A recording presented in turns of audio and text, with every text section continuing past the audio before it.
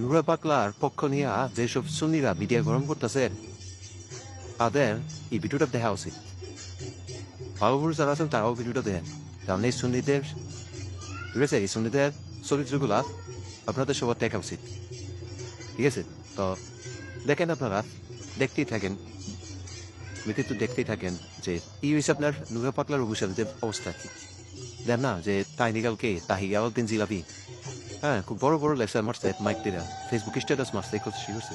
ঠিক আছে, এই হিসেবে তাদের রাখি তাদের মানে সিস্টেম আর কি, তাদের আমল নামা আর কি, ডক্টর আমল নামা এর আগে তাদের ইয়ে করে এই যে দেন আবার ওই যে হিন্দুদের কথা আবার উড়ে দিছে, বুঝছেন না? এটা সে তাদের ধর্মের সাথে তাদের মিলে আর কি, বুঝছেন? এই হিন্দুদের মতো উলুলু দেয়, তো এইগুলা বলে আসলে আমরা পাবো না। ঠিক আছে, এগুলো বুঝে আমরা আসলে পাবো না। আরে ভাই, কোরআনে স্পষ্ট এগুলো নিষেধ করছে, ঠিক আছে, এগুলো নিষেধ স্পষ্ট করছে। বুড়ো তো পুরো না খুলে দেখবেন, ঠিক না? আর বুড়ো পুরো না খুলে দেখলো তো অন্তত ইয়ে হইতো। বুঝলো দেন ওই এক সুন্নি কাল আজকে মিলাদুন্নবীর ওই ইয়া দিল, দলিল দিল, ঠিক আছে, 168 নম্বর আয়াত সূরা তাওবা, অথচ ওই সূরাতে আয়াতে আছে মাত্র 129টা। বুঝছেন, সে দলিল দিছে 168 নম্বর আয়াত। তেইশে এর অবস্থা কি? দলিল খুঁজলে সমস্যা, এরা এখান তো দলিল দিতে পারে, ঠিক আছে।